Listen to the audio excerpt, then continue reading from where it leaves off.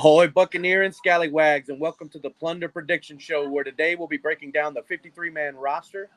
We'll be going over the playoff teams, the division winners, the conference winners, even the wild card teams. We'll be predicting the Super Bowl team. We'll also be predicting the Tampa Bay Buccaneers team season record. And what we'll do is we'll also start the show off after the incoming intro with breaking down last night's game. Let's get it. All hands, hoist the colors high. Heave ho, thieves and beggars, never shall we die. Welcome aboard the Blackbird.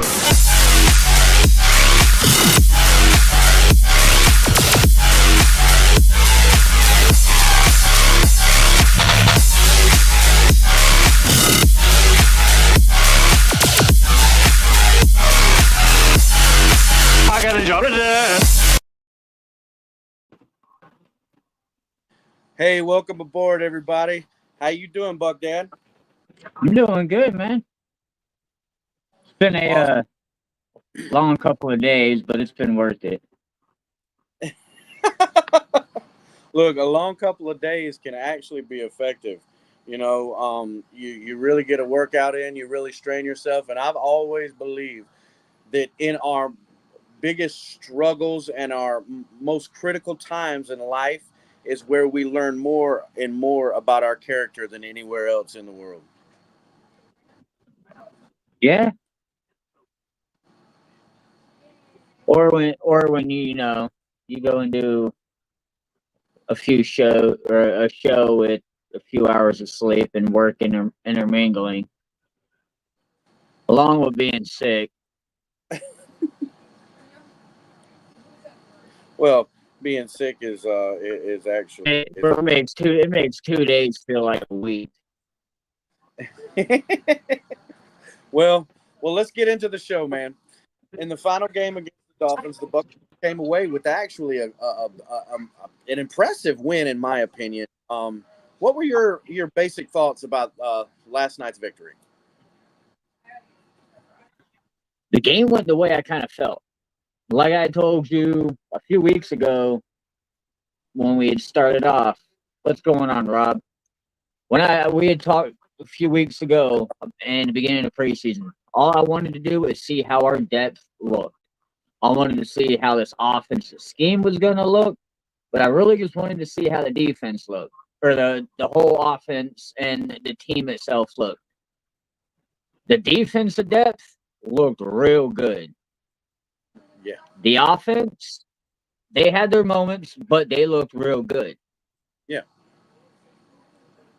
I agree. Man, that 2-1 for preseason. I know we're not really keeping records, stuff like that, but overall they looked good.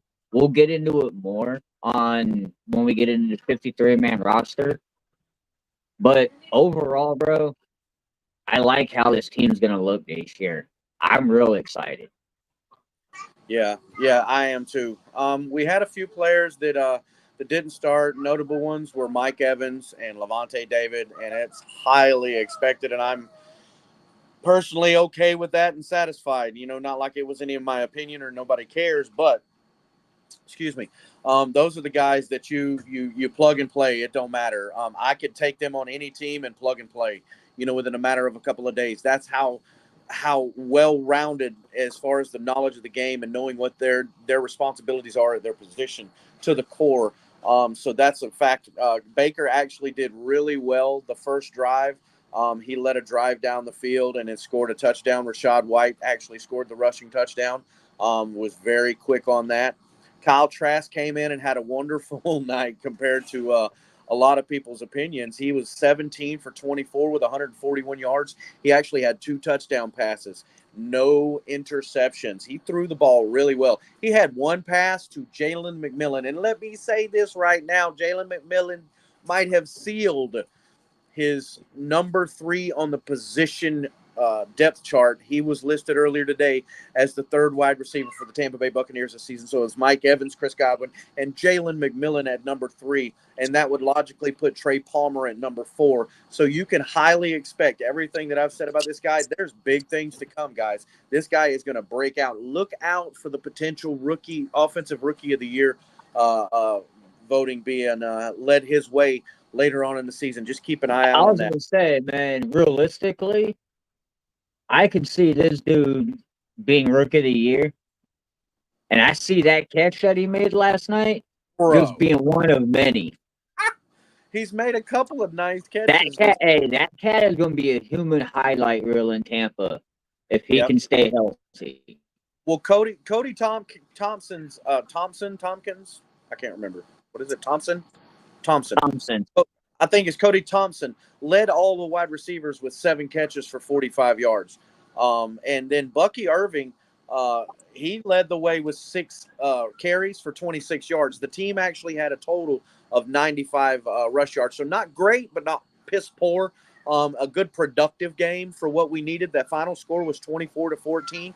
So as far as I'm concerned, the offense did fairly well last night. I would probably give it a B+ score on the offensive grade. You know, there's always something to critique. Again, we didn't get over 100 yards as a team. That's something to critique.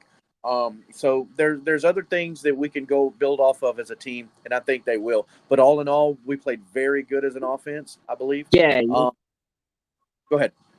Because I want to say, before we move on with defense, if I had to grade the offense for overall, I'd give it at least a solid B. It wasn't anywhere near A material. It was a new playbook, kind of a new scheme in a way, but it got me excited. Yeah, there were some plays. Yeah, that first drive, it was fluid. Bro, that was one thing I had said to the wife. Like, bro, it's fluid. You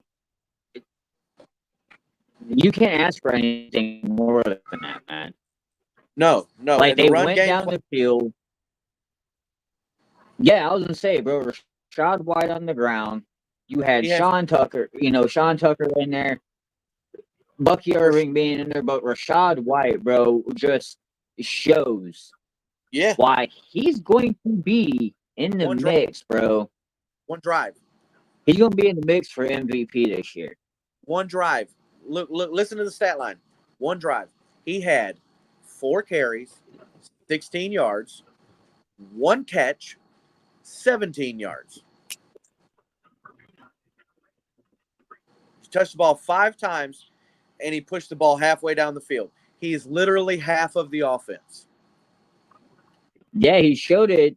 He showed it in that first drive, man. And I liked just in that alone, bro, with Liam Cohen. That was an appetizer on the play sheet.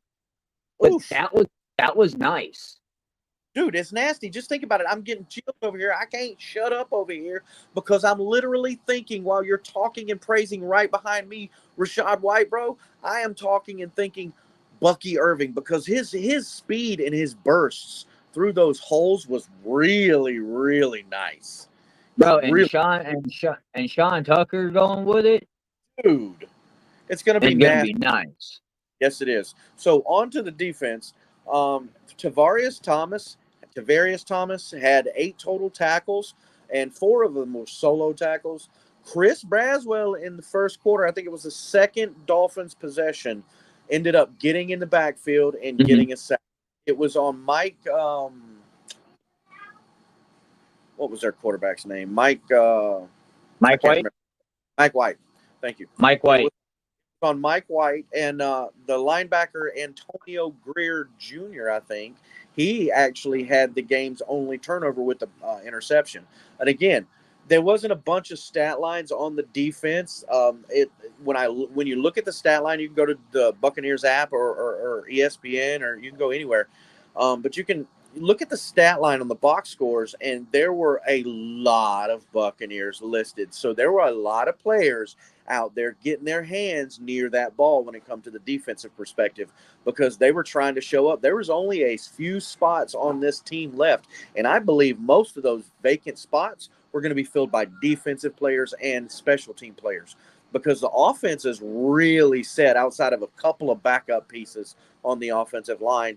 And again, that last one or two wide receiver positions, he hasn't been here all off season, so unfortunately, we'll get to it specifically, but Chase Edmonds, is he going to be around or not? He hasn't been around all preseason, so he's been injured. Not that there was an issue. And then you've got Yaya Diaby. He's actually going to be on the team, so there's a roster spot you still have to account for, even though he might not play week one, but with the expectation that he should be able to play on week one. There's so many questions moving forward, but the Buccaneers taking this victory away 24-14 was a really good way to close a very smooth preseason. Yeah. And like I said, man, all I wanted to see was how we look with our depth. That's it. And with what I've seen, we looked good. The one game we lost to Jacksonville, it looks like we fixed a lot of them problems with the depth. Yeah. That was probably that was probably for me something that I didn't pay too much attention to last night. I mean, honestly, there wasn't a starter one that I don't think maybe, we're running a 3-4. So you're saying KJ Britt, he actually started, so there's that. But I think it was more from a developmental. Well, I mean, bro, I seen starters out there longer than they probably should have been, being like KJ Britt.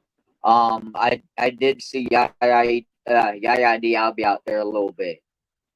Stavakia Dennis, guys like that are going to be heavily used. I seen them out there with the backups as well, because it gets some valuable time. You're getting valuable reps, bro. As long as they don't get hurt, I guess I'm all right with it. You can't be upset. It's my opinion. I personally enjoyed these preseason games more than I have in many, many years prior. I haven't ever,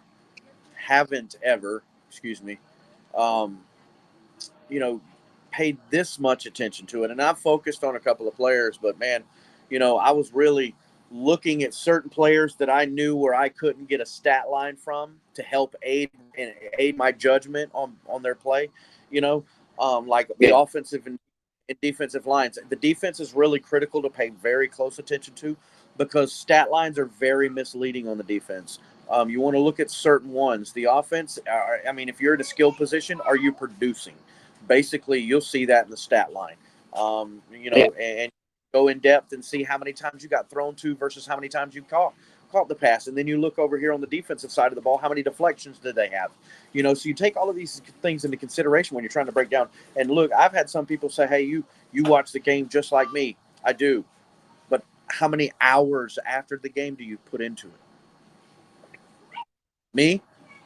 I've put hours a day. It really causes serious struggle in my relationship sometimes, because I'm so invested into this, and it also is an investment into my show, bringing this information to you guys too. So it's a win-win lose, but it's a compromise. But that's how much invested I look into it, and those are the details that I utilize in my research when I'm looking into these things. So when I'm watching the preseason game all year, dude, I was watching offensive linemen and defensive linemen. I was watching their hands and their feet. I'd watch the right side of the line this drive, and I'd watch the left side of the line this drive, and I'd go back and forth. And I would catch out specific players, and you would always, once the ball is snapped, the screen automatically comes off of the offensive and defensive line too. So that goes without saying, and then I would also go after the game and compare my notes during the game in my phone with the box score, and I would really break this down. So I really feel feel like the depth that we were concerned with not having, I think there's going to be some of those holes and some of those gaps really filled, because I think through free agent signings and the draft pick, the Tampa Bay Buccaneers have done a fantastic job of really filling the holes with need players, and not need players, just need players, but I'm talking need players with value. Players like Tyke Smith, players like Jalen McMillan, players that are from big time schools with big time accountability to their personal behavior and their behavior on the field. They carry themselves well. They take the information like true professionals already do, and that's seen in the way we've seen them in rookie training camp, and then you go to the regular training camp. So, as a whole, I think we're going to be very happy moving forward as Buc fans. Yeah, I think we will, man, and that we'll get into it here in a little bit. But I think we're going to see an improved team this year than we did last year, and I know that's the goal every year. I mean, it's cliche, but I think you see an improved Tampa Bay Buccaneer team taking the field week one.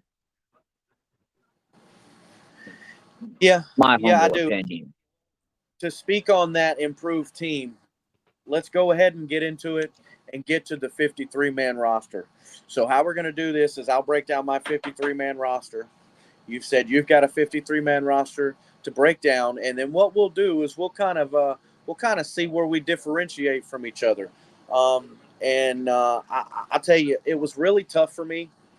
I wanted to see some production from Kyle Trask, and I told you this before the show, that his whole preseason numbers were really, really good.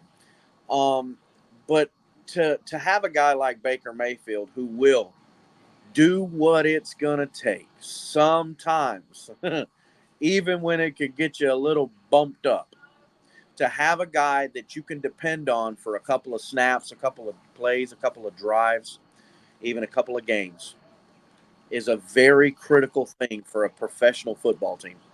So I actually brought in as the number 2 quarterback Kyle Trask, and I'm going to, as a GM, in my predictions, release John Wofford, whether it's to the practice squad, which I would assume to try to hold on to him, but somebody's going to yank up to him. But that's just dependable. And obviously, we've got Baker Mayfield as a number 1 quarterback. In the running back room, we obviously know Rachaad White is our number 1 running back, and we drafted Bucky Irving with the intentions of him being the number 2, and that is a clear cut situation there. And at the number 3 running back, I've got, unfortunately, Chase Edmonds will get cut. He's unfortunately been hurt, so that's affected his positioning. He did help this team tremendously. There's no hard feelings.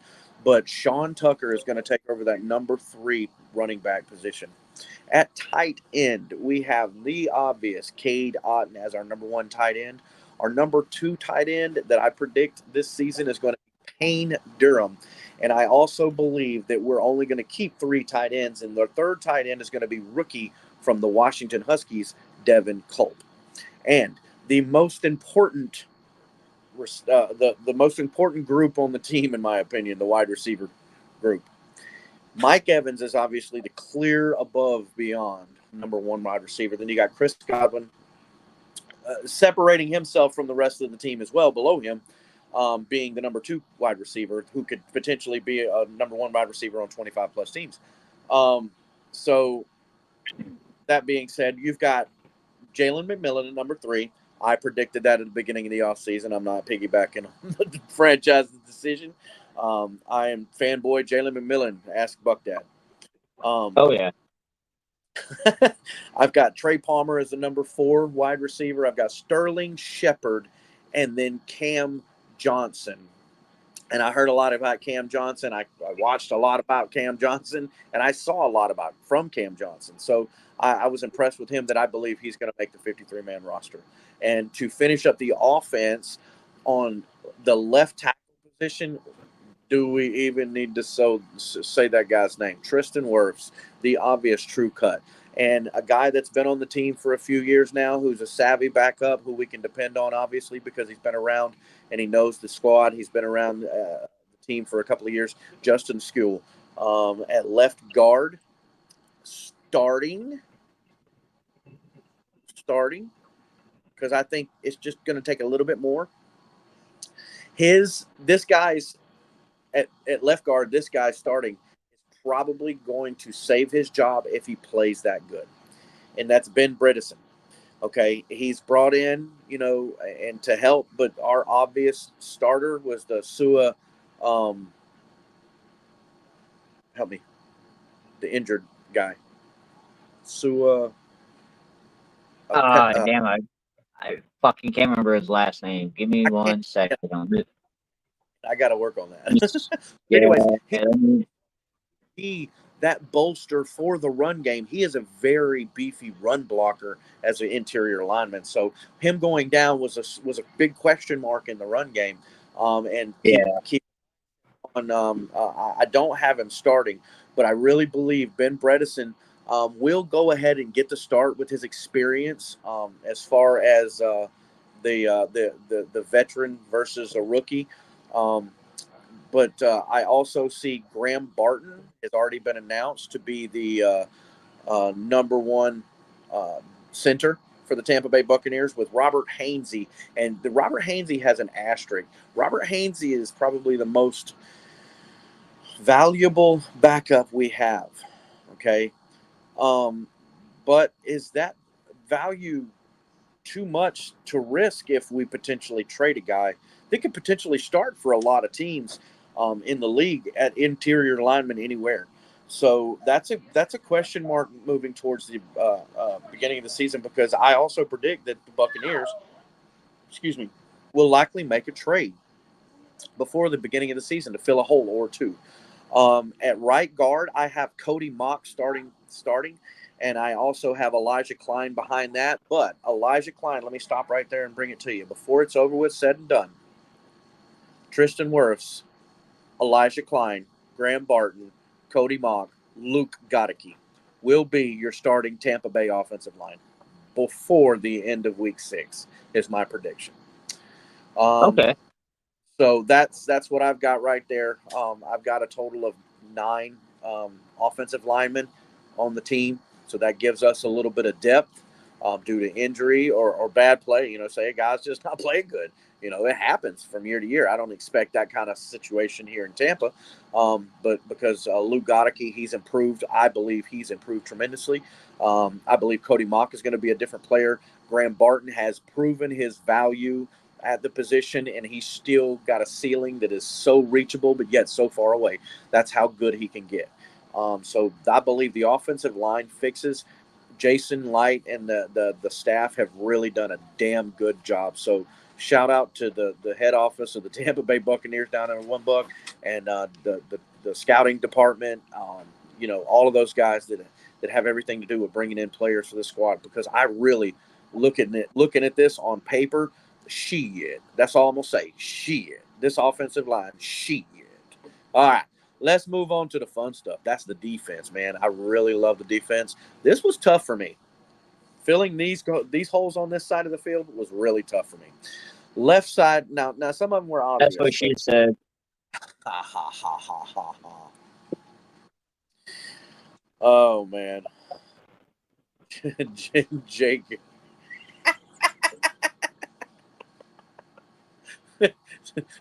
I appreciate it. I think we're all waiting to see what he's got to say. So I think we're all here for Ced in a way. Look, I'm chopped liver, and I'm cool because I believe I'm chopped liver too. I love having Ced on. He's the star of the show.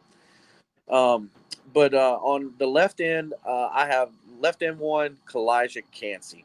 I have the backup to Kalijah Cansey being Ernest Brown. He had a few good plays in the preseason. He did very well. At nose tackle, I've got Vita Vea being your starting nose tackle with Greg Gaines being the backup. And I got C.J. Brewer who caught my attention quite a few times in the preseason, coming in as the third person on the depth chart in the nose tackle position. At right end number 1, we have Logan Hall and William Golston. And I'm sorry, I just can't help, but why in the hell? Logan Hall played very well this preseason. You must say, when he was in the game, he was always around the ball. I've got not high hopes, but I've got hopes that he's going to have a pretty solid season. And if at least he can have a solid season, that's something that we can build off of. So be patient.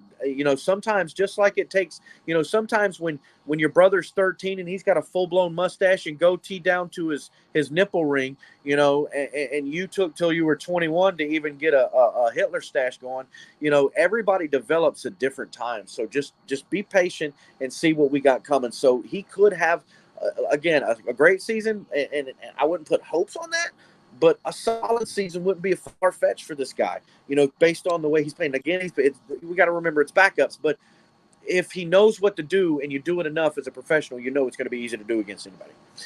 All right. Now, at outside linebacker on the weak side, you've got Yaya Diaby being the starting linebacker on that side, with Anthony Nelson backing him up. On the other side, you've got JTS with Chris Braswell backing him up, and then I believe Jose Ramirez will make this team as an outside linebacker this year.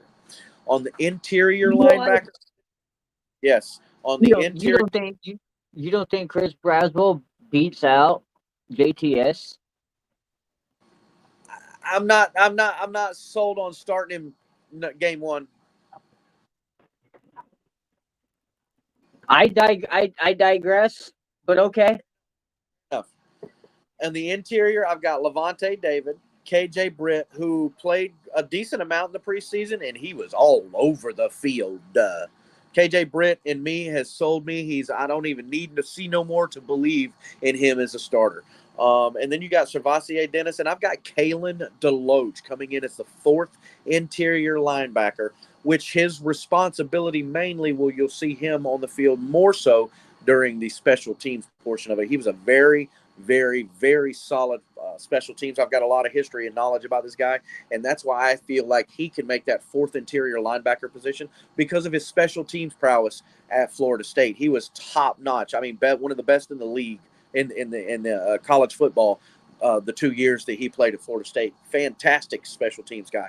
So with needing that depth, because you also got to potentially see, losing Levante David after this year, we could very well need another good stud. Who knows if Servassier Dennis is going to cut it? We don't know yet. So that's something to be foretold. In the cornerback room, we've got Jamel Dean, Zion McCullen, Bryce Hall, Keenan Isaac, Josh Hayes.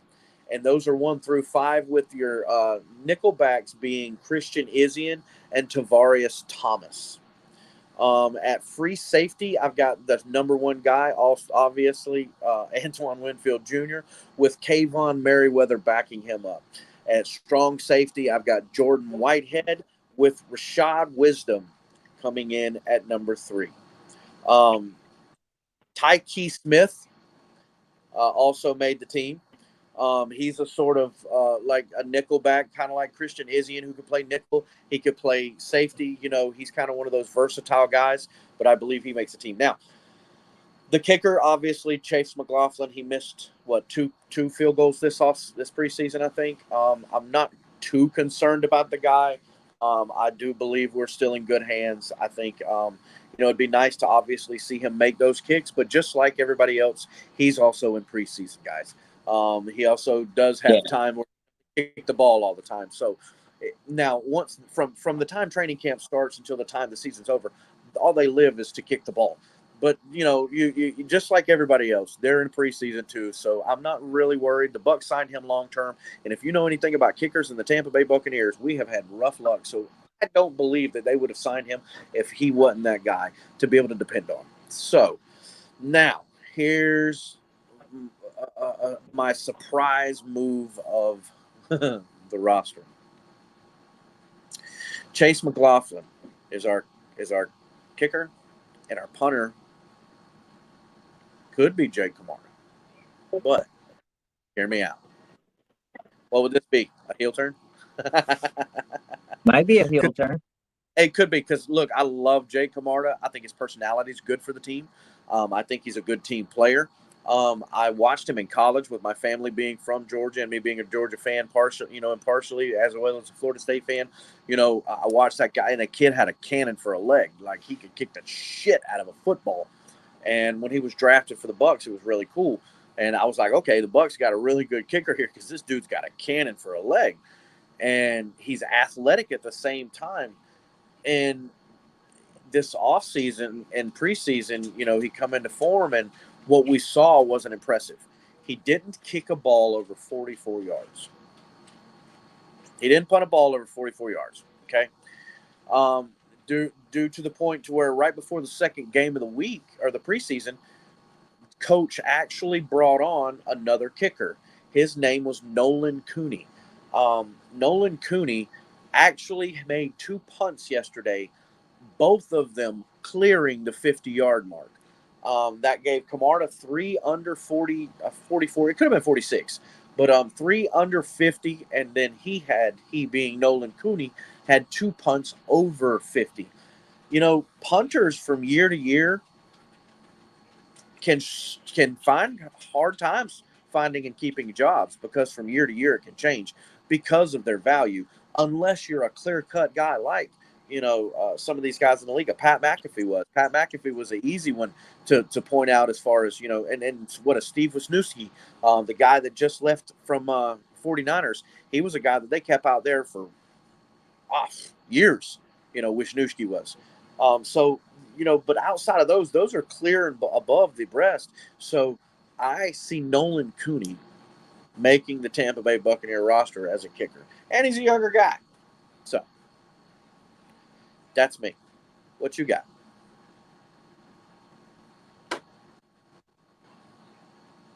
We disagree on a couple things, Okay. but overall, I thought it was a fair assessment.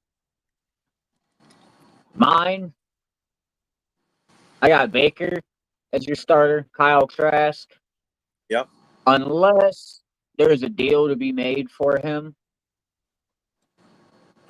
he will be your second string quarterback. Okay. John Wolford does make the cut, and he is your third string quarterback. I got the Bucs riding with 3. I know a lot of people don't, but I believe it's smarter. Your running backs, I got Rashad White, Bucky Irving, and Sean Tucker. Much like yourself there, I got Edmonds being cut and not put onto it. And then you can't forget the 2 who put on IR, Ramon Jeffries and DJ Williams. They will probably be the odd man out. I could see the Bucs possibly putting them on practice squad, though, because we know how things go when it comes to running backs down the line. Wide receivers, we do have a disagreement on this because my receiving room this year is going to be Mike Evans, Chris Godwin, Jalen McMillan, Trey Palmer, Cody Thompson, and Cam Johnson. Lito Shepard and Raheem Jarrett both will not be on the team. Raheem Jarrett, possibly you can see put onto the practice squad. Sterling Shepard, I believe, was signed as a insurance policy for Baker. But when we got Jalen McMillan and the play he has shown between camp and the 3 preseason games, I don't think we really need that insurance for Sterling Shepard, who's obviously injured. Like I told you, is a big issue with him when we signed him. That's why I didn't want him. It wasn't because he's not reliable on the field.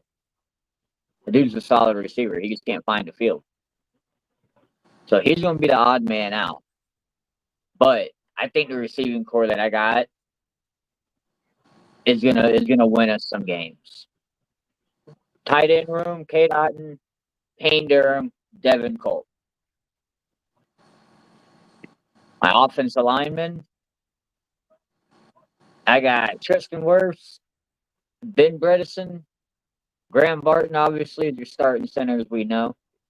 Cody Mock, Luke Gedeke. I got Brandon Walton, Justin Sculey, Robert Hainsey, and Elijah Klein as your backups.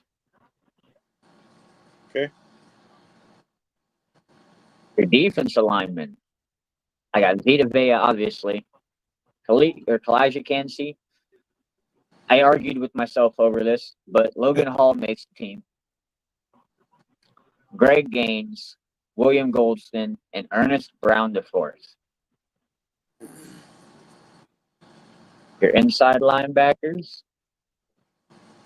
I got Levante David, KJ Britt, Savakia Dennis, and JJ Russell. Okay. I don't think Deloach makes it. Practice squad, I can see. But maybe down the line. But he's not a Buck this year for the 53-man roster. That's just my thought. But I do get where you were going at with picking him. But just my humble opinion, I felt your heart as an FSU fan was in it more than. Well, a lot of it is third season, and this is his last season. Yeah. And you've got Kalen DeLoach. Now he is undrafted, so he was signed to a contract. Now how long that contract is what, for a year? You know, I don't know. Shorter. It could have been for the preseason. I don't know. I don't know how. Now those things... your outside linebackers. You got Yaya Diaby, Chris Braswell. I got him making day one start. Okay. Anthony Nelson. Unfortunately, I got JTS. I got Marquise Watts and Jose Ramirez. And honestly, man, Ramirez put together a hell of a fucking game against Jacksonville. And he still showed consistency last night against Miami. Yeah. He's not your household name as a linebacker. He's going to be your rotational guy. Uh-huh. But I like what he brings to the table. I agree. Totally.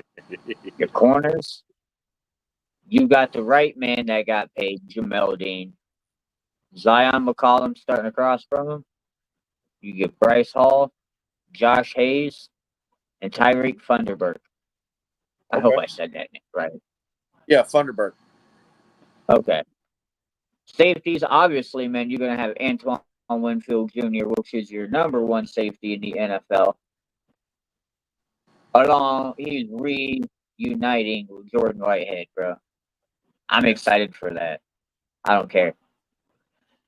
But you got Tyke Smith and Tavera Thomas, along with Christian Izzian as your backup safeties. Camardo makes the team. I promise you. Jake Camardo makes the team. I get where you're going at with the punch because his shit's been kind of shady lately. He even showed it last year, so I'm not going to pretend that it was brand new. Yeah. He's had a few punts, bro, that really fucked us when it comes to field position for the opposing offense. But you got Chase McLaughlin as your kicker, and then your long snapper is obviously going to be Zach Schreiner. Oh, yeah. Not really too much of a difference between what we had. Yeah, probably like three just players. But honestly, that's literally the only difference in anybody's, because the rest of those players, the rest of those 6 to 48 players, maybe 49 players are literally locked in already. There's only a couple of, but at the same time, those positions are highly critical, to the success of a team. That's how important the depth chart really is. And a lot of the reasons and a lot of the murmurs and a lot of the talk this offseason for the Tampa Bay Buccaneers not being a successful team that a lot of people, including myself, actually believe we're going to be and have the capability of be right now, not next year, right now, right freaking now was the depth of this team. And I really believe that the front office and Jason Light have really done a fantastic job of filling a lot of the holes in this depth chart. Now, the next thing I want to move on to. Oh, wait. What is this? What is this? Oh, no. Is this him? The man? The myth? The legend?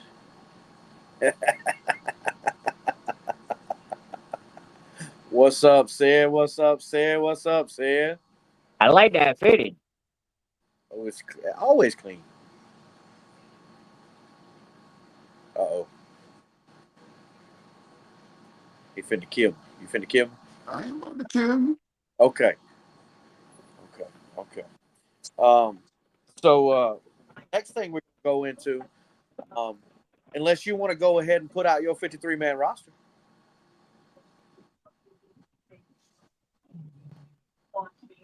All I'm going to say on the 53-man roster, You ain't got to go over anything, but you know the main positions that we're thinking about: wide receiver, cornerback, outside linebacker.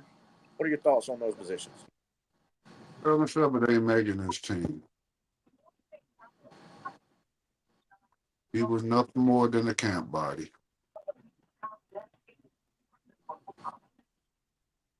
Cornerback, I'm going to stop stressing myself out about this position because I've been stressing myself for the past 7 years about cornerback. Yeah. I mean, I got faith in Don McCullum, excuse me. But I like my whole team except my cornerbacks. Yeah. That seems to always be a weakness in a way. Weakness? That's another way of putting it. Bro, at this point, it's not a weakness. It's a flaw. Touche.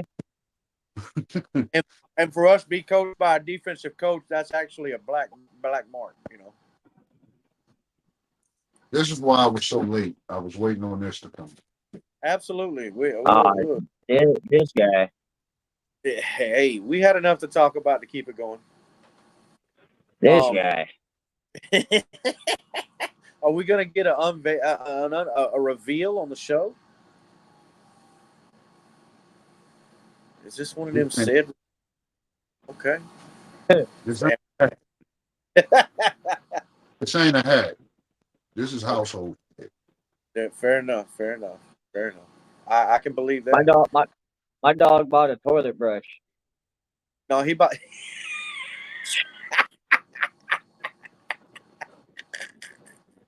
Taking that son bitch to New Orleans. Hey, so what do you think about? Do you think? Who was it? Who was we talking about? Do you think Devin Culp makes the team as the third tight end? I still like that Keith boy. You still like Keith?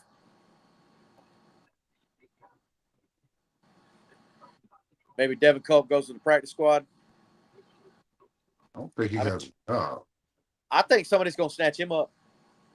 You let him go. I mean, he's not a huge loss because he was a very late round, pick, but still. I wasn't impressed by what I seen. I was a little impressed, and more so on his blocking than his catching. Catching I kind of expect tight ends to do in a manner of speaking, but like the blocking for me is a huge thing, and he made some very good blocks in the preseason, so I was happy with that. I have let's see, I don't have Chris Braswell starting where BucDad has Chris Braswell starting. I've still got JTS starting game 1, but I see before week 4, Chris Braswell would be a starter. Yeah, you said I wasn't going to kill you. JTS is fucking trash. You think that see him all preseason? Braswell has performed a lot better than him this preseason. You know it. Well, if you don't start him, you know what I do? You immediately trade him. Oh, JT, you're not getting nothing for him. I mean, obviously until we get that depth, but I also believe we're going to trade somebody. We're going to make a trade before the start of the season, I believe. If you was an NFL dealer, what do you think JTS is worth? I give you a 7th-round pick at the best. That's what I've seen on the field with his production. If you wanted to do a trade, bro, the best I'm giving you is a 7th-round pick. If you got to think that hard about it, bro, that means he ain't worth it. Are you talking to me? No, I wasn't thinking. I was listening to him. I was going to say 5th round. I'd rather go sign somebody off the street than give up a damn 5th rounder. Fair enough. A lot of people will say system he'll shine better. I'm one of those guys that I believe if you let him put his hand in the dirt, he'll play better. He don't play well as an outside linebacker. I believe he would make a good 4-3 defensive end. Because his pass coverage is garbage. I'll give you that one. Okay. And that's my point on that. But I digress. He ain't gonna end up a Buccaneer regardless after this season, one way or the other. I don't believe. And I do have hopes after seeing the preseason. I do have hopes that very soon, even if I'm wrong, and he is the starter, Chris Braswell will be the starter for the Tampa Bay Buccaneers, opposite of Yaya Diaby. He will. Now, we're going to move on with what the playoff picture is going to look like in the prediction portion of the show. We're going to start off with the AFC. I've got the Bills, the Ravens, the Texans, and the Chiefs being your division winners. The Bills being from the East, the Ravens being from the North, the Texans in the South, and the Chiefs being in the West. The wild card teams for the AFC are going to be the Steelers, the Dolphins, and the Chargers. Okay? I've got the Green Bay Packers in the NFC, the San Francisco 49ers. Okay, go ahead. Talk about the AFC first. Back it up. Repeat All the right. Repeat I'm going to tell you right now, I'm going to start with the AFC East. Miami will lead the AFC East. Buffalo ain't going to be that team. Okay. That's your difference?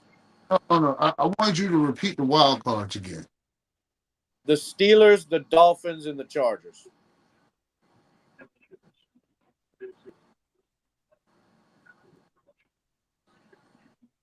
I think Dolphins make it in as a division winner. But you swap that with wild card, I'd say the Jets, just because they'll do just enough to get in, but not enough to really. They're going to do Aaron Rodgers things. Say that last team one more time. The Chargers. Let's go right. Explain how you have so much faith in the Chargers. I have faith in the Chargers. No, I just don't believe the AFC is as strong as everybody's going to believe they is this year. And I think the Chargers are the second best team in that division. And I've got them as the last team in the playoffs. That being said, so you really think a first-year head coach is going to be better than, let's say, the Jaguars? Look, I believe, I actually do. Yes. I believe they're going to bomb this. Did you watch the Jaguars against us? Yes, I did. Did you see that pass rush they have? Look, I don't have faith in Jacksonville. Mark my words. AFC West is not putting two teams in the playoff. Fair enough. Hey, we have your because this thing gonna stay on Facebook. I don't see how the AFC West puts two teams in the playoffs. No. Fair enough. If you don't like that, you're gonna really get at me on the NFC. all depends. Everything else sounds feasible. Yeah. I see the Steelers being a very competitive team. I don't believe they're a team that can win the Super Bowl, but I believe in Tomlin straight up. He ain't gonna he gonna fix a lot of things that cost him last year, which will help, and he'll have, you got Russell Wilson and you got Justin Fields. Do I see Justin Fields becoming the starter? If they make the playoffs, no, it'll be by Russell Wilson, not Justin See, Fields. the crazy part about it is what you said. The AFC is going to be weak. You realize the AFC got two divisions that can potentially put three of their teams. They've got very, very good teams, but that's only on paper. One season to the next. Let's see. The AFC North, that whole division can go to the playoffs.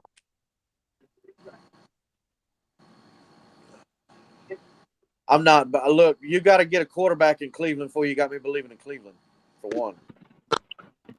Hey, they got a quarterback in Cleveland. No. Who you talking about? Let me hear you. I'm just saying.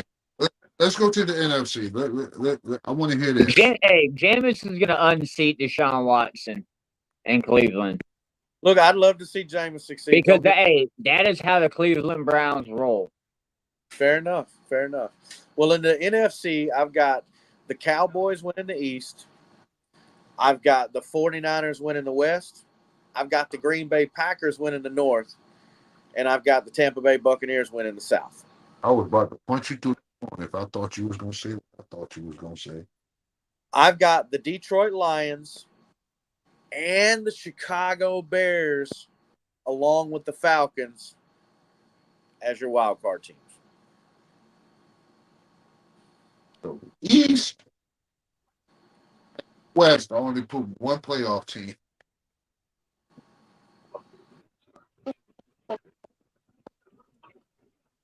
I think the West will put two playoff teams. Well, look, the West, the only other team in the West that had me thinking was the Rams, but I'm not sold on their defense. I still think they make it. But they're one of those one and done wild card teams. Right. I was thinking, I was honestly leading towards the Rams, but I'm like, I really believe, like the Chicago Bears were close last year, and I buy into the Caleb Williams hype. Go ahead and say it, but I buy into it because I believe with the other weapons that they brought on, they're going to be a decent football team. And the North has actually got a lot of skill and talent there. So hey, that will be determined once he faces a first team defense. Then we can make. I agree. Now look, again, they're going to be receipts. But what would you change? What would you change as far as the wild card, or would you change a division winner? The division winner sound cool to me. Okay. The Bears got to go. Hold on, wait. Who would you say was going to win the East? The Cowboys.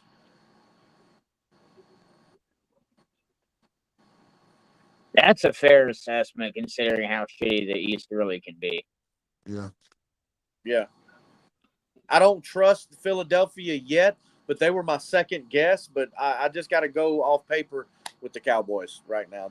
But see, I think Philly does a whole drop-off without the tush push being so effective with Kelsey retiring. Yeah. We stopped now. I got us beating the Philadelphia Eagles this year. Again?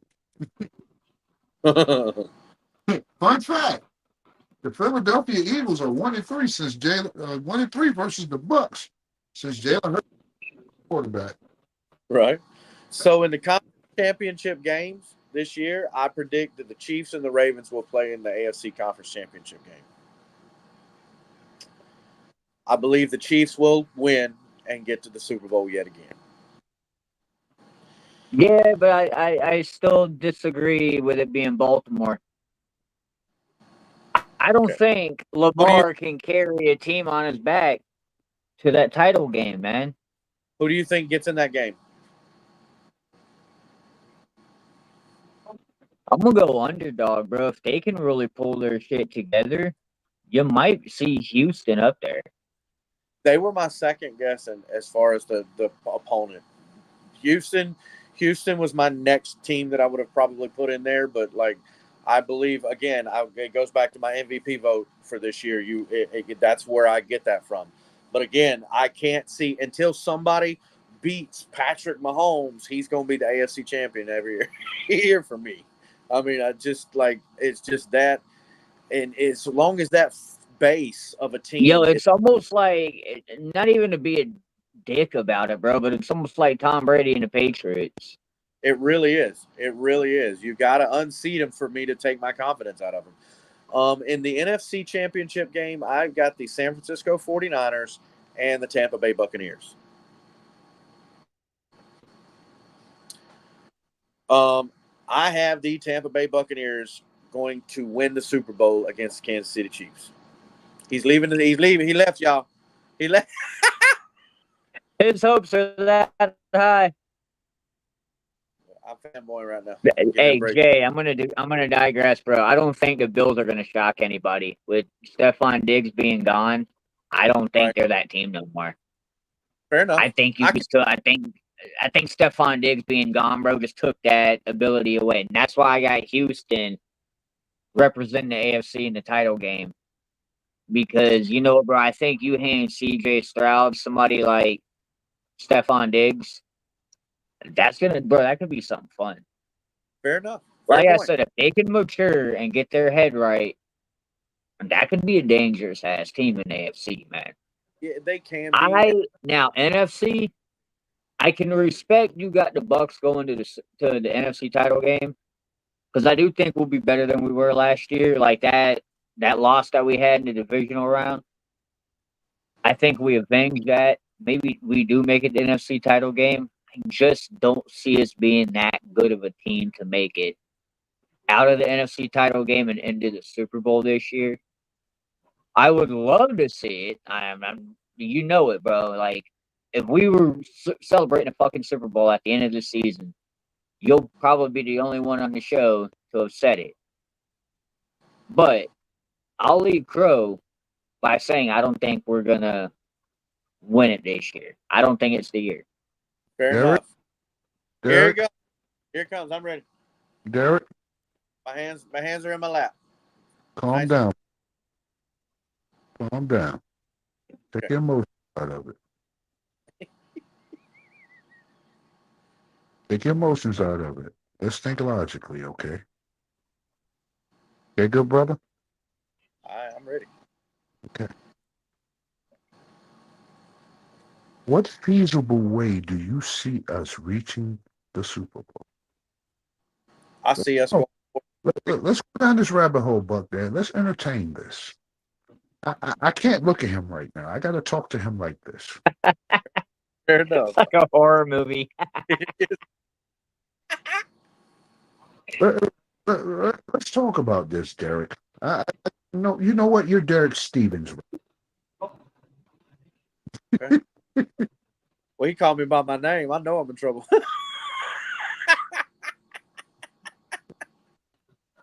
So let's. I need you to navigate this path for us.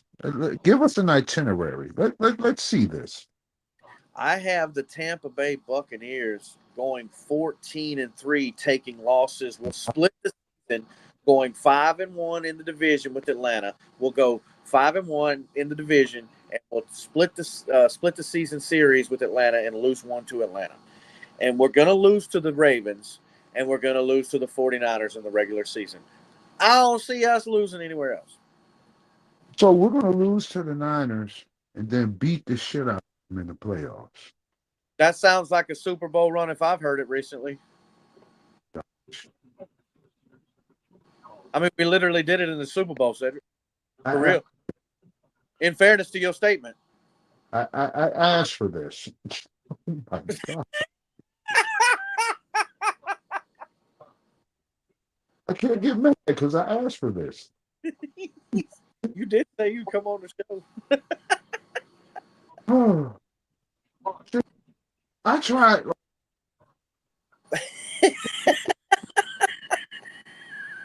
Why do y'all, like, I don't understand why y'all be doing this to yourself. Why people do this to themselves. I'm talking in general now. Y'all set these lofty expectations, and when they don't succeed, Oh, fair enough.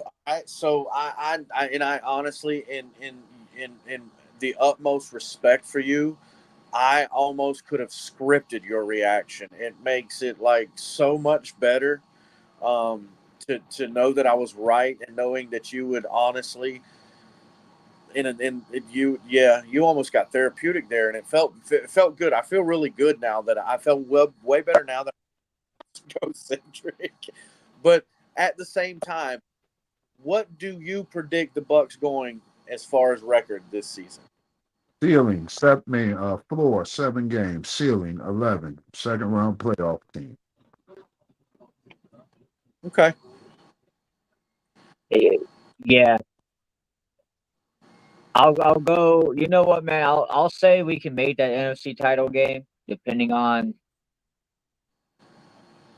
how seeding goes. Uh huh. But I still can't see us making it through it. I don't think we have that team at this moment to do it, bro. I mean, I don't know how the defense did it in 2020 with the corners that we had. We Right. just need we just need Baker to mature past the second round. You've been Yeah, there. We need you to go and get there third time's a charm. yeah. Yeah. I can't agree with that assessment, Sid. But at the same time, I could be eating crow, and I might eat crow again. This is not leaving Facebook. I will actually pin this to the page. So this particular show we can come back and talk about, because I actually want to see how close I am and how far off I am. And I am thinking a little bit on my heart, because I do have Detroit, who we could easily lose to. And that's to a credit to how good they're going to be still again, even though I think they're going to be ousted in the playoffs yet again. Um, How good I was they gonna say, bro, can you imagine the Lions actually making the Super Bowl? Hey, I know it's Derek, really far fetched. Derek, you yeah. forgot they have Davis, aka Burnt Toast. Did he get hurt? Or was Okay, it no guy that got hurt? I don't care. He's burnt toast. His burnt toast. Yes.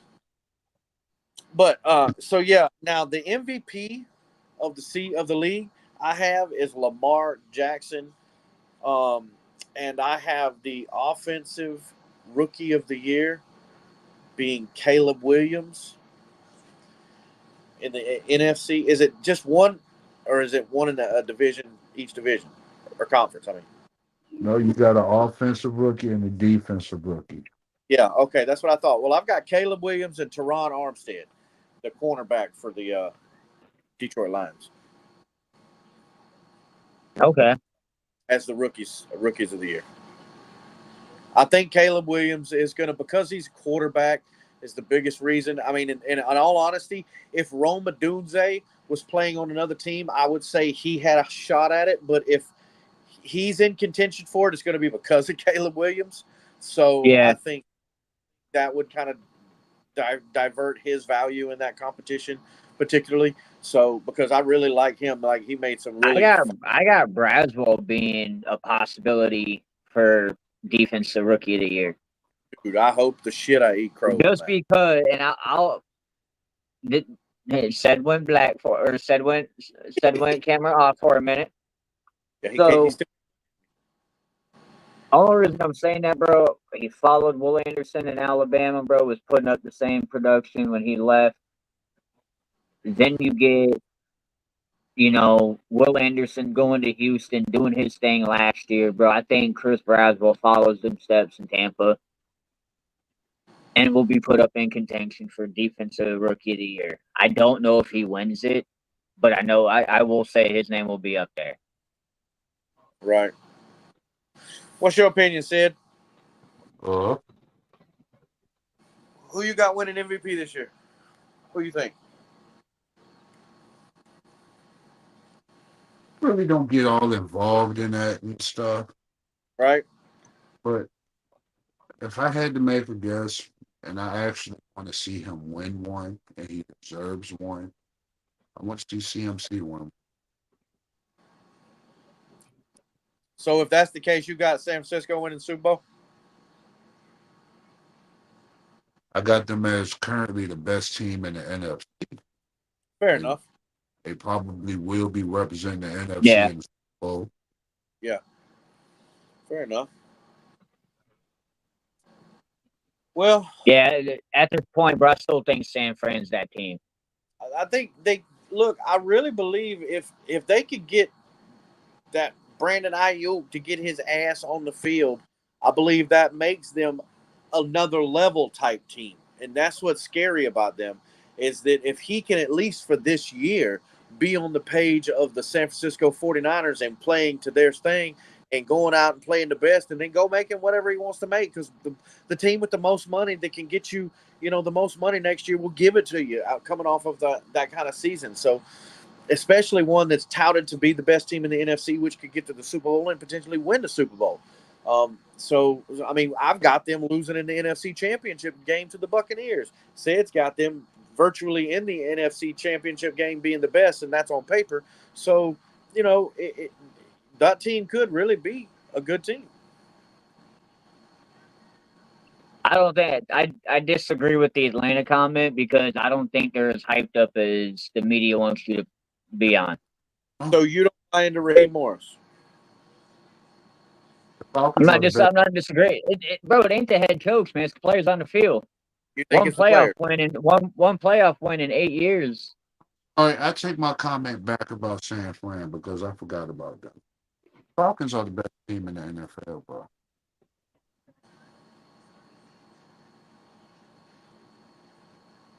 Jay thinks I'm sleeping on Kurt. Yeah, I see that. Hey, Huh. Kirk is one of the greatest regular season quarterbacks ever. Absolutely. Can't argue that.